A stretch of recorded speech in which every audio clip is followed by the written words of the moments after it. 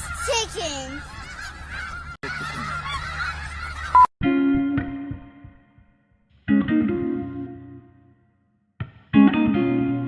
Hey guys, welcome back to Vegetarian's Guide. I am Jada, and today I'm going to be making vegan eggs at home. I'm super duper excited because I've never tried this out before. Before we get started, be sure to give this video a thumbs up. Go ahead and hit the subscribe button down below. It's going to help me out a lot. And for everyone who's clicked on this video or clicked on any video, I just want to say thank you so much for tuning in to my content, and thanks for your support. So let's go ahead and jump right in.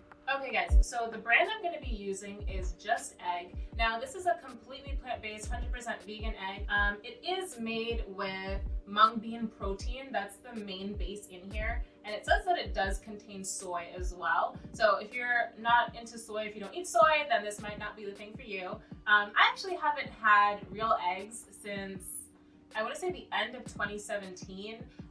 To be honest, I'm not really sure why I stopped eating eggs. I think it was around the time that What the Health came out, and just everything on there kind of freaked me out, but also really pushed me in a positive direction to stop eating eggs and then stop consuming dairy as well. So this seemed like a really fun alternative to try out. I'm not saying that I completely miss eggs, but sometimes, you know, you miss having certain meals. Like I would get boiled eggs and put it in a salad, or just different things, especially when I was really on a health kick. I found that getting a lot of protein from eggs was really useful. So I'm gonna try this. I'm gonna cook it in two different ways. One, I'm gonna make just a regular scrambled egg, just some salt and pepper, onions, and that stuff. And then I'm also gonna make an omelet, and I'm gonna compare it with for you guys just to see how it tastes. First of all, if it even tastes like a real egg, the texture, of course, and yeah, just how it cooks in general. So let's go ahead. I'm gonna start chopping this stuff up, and then we're gonna head over to the stove. So here I am adding in the Just Egg mixture into just a clear bowl. I used about 3/4 of the bottle, and this is going to be done for the scrambled egg and the omelet too. Adding in some sea salt. I was a little heavy-handed with the sea salt, so you guys just be careful when adding your seasoning in there. And also some ground black pepper. This particular brand does not have a strong flavor. That's why I did add a little extra black pepper in there. And then we're just gonna go ahead, give this a nice whisk and get all the seasonings combined and get a nice bubbly form on the egg. Now you'll see here on the left-hand side, I'm going to be making the scrambled eggs, and on the right will be the omelet. And now I'm just adding in some butter, some oil, and some of the veggies that I did chop up. So I have some mushrooms, some peppers, and a little bit of scallions in there also. Gonna give everything a nice saute before I add the egg mixture in.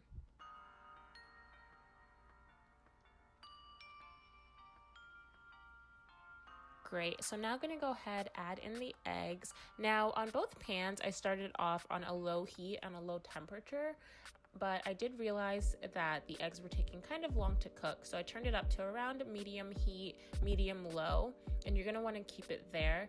Pro tip, just go ahead and heat up your pan before you add in your oil and everything in there. Now, you guys look over at my scrambled eggs. They're kind of struggling a little bit. I'm not the best at making scrambled eggs, but, you know, I'm trying. But one thing I did notice, and you'll see, my pans are getting crispy, and the eggs were sticking to the pan. So we're going to want to figure that out. I don't know if it's exactly the mixture or if it's something that I did. So I'd say just monitor it and keep stirring it so you will not have that issue also. Alright, so we are back. I've just finished cooking up the eggs. I don't know about this vegan egg, y'all. In terms of how it cooked, both times when I made the egg, when I made it scrambled and when I attempted to make the omelet, it stuck to my pan. And I used two different pans. I used a cast iron pan and a regular frying pan. With the cast iron, I used butter. That's where I did the scrambled eggs, as you'll see. And then also with the regular frying pan, with the omelet, I used olive oil to fry it. Both times I was a little frustrated because it was sticking to my pan no matter what I was doing, and I couldn't really tell if they were being cooked like completely. I didn't really know. Like I had the heat on medium flame, medium to low, for most of the cooking, but I wasn't really sure if it was cooking through. Residue was on the other side of the pan. That was turning brown, and that was like almost steaming and like getting a little bit overcooked. But the actual egg portion of it, it wasn't really cooking that much. So I was a little disappointed in that, but I'm gonna taste it to see how everything came out and give it the benefit of the doubt, and then we'll take it from there. Okay, so I'm gonna try the scrambled eggs first. Now with the scrambled eggs, as you'll see, as I was cooking it, I had to pour in a little bit more of the egg mixture into it, just because it started like shrinking. Now I don't know if that's because I kind of forgot how to make eggs. It's been so long, as I said, it's been like 3 years, or if it's the actual mixture itself. So let's go ahead and give it a try.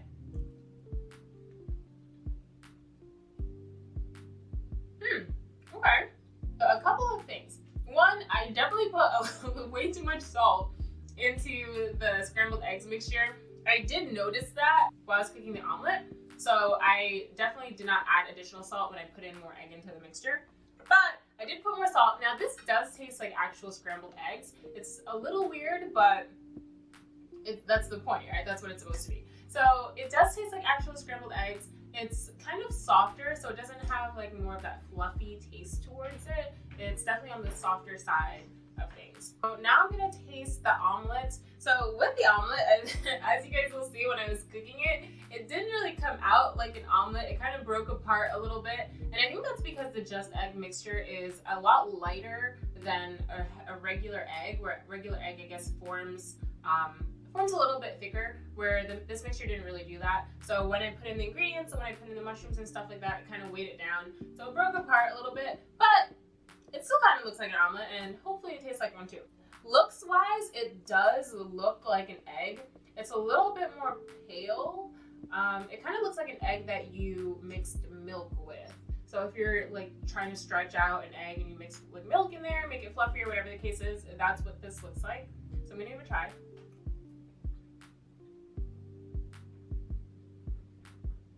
Okay.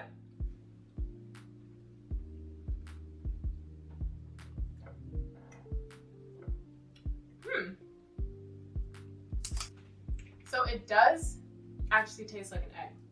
It's kind of weird. It does taste like an egg. Now, it doesn't taste exactly like the way when I had it in a restaurant. When I had it in a restaurant, it was more so like kind of a little stiffer, kind of like,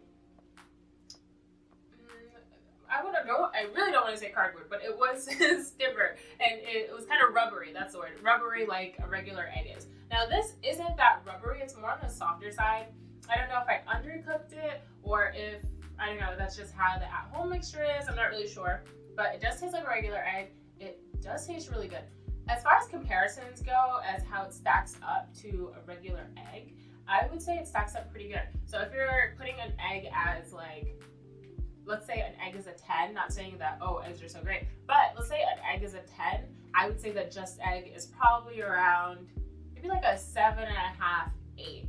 So including the texture, the taste, the only thing that it loses points on is how long it took to cook, and also the fact that it messed up 2 of my pans to cook it. So that's really annoying. Now I have to go like scrub some pans. But outside of that, it's been pretty good. Now in terms of the cost factor towards it, would I purchase this again?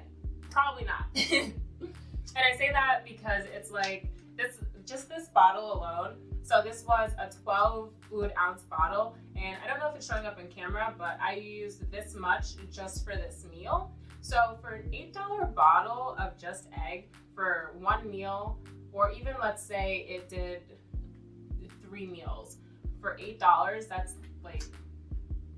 really not worth it. So for me purchasing this, you can't make it if you have a big family, you can't make it if you have friends that you're cooking food for. It's really just, I guess, a single person meal. But for me, it's not really worth it considering I don't eat eggs all the time. If I did want something scrambled, I'd probably substitute and do a tofu scramble, or just try, any different alternatives out there. Now, would I try it again in a restaurant? Yeah, absolutely. As I said, the restaurant I went to, they made, I think it was a bacon, egg, and cheese out of just purely vegan stuff, which I enjoyed. So would I order it out? Yes, for sure. Would I make it at home? Probably not, because again, the mess to clean up, that was a lot. The taste was good, as I said, but the cost associated was another negative and a strike against it. So maybe vegan egg, or I don't know if it's Just Egg, but Just Egg is not necessarily for me. In terms of vegan eggs, I'm open to try other brands. I'm not really sure what other brands are there that exist, but I'm definitely open to try.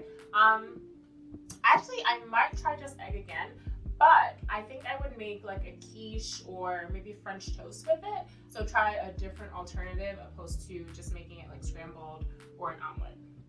Alright guys, thank you for watching me try out just egg in my house.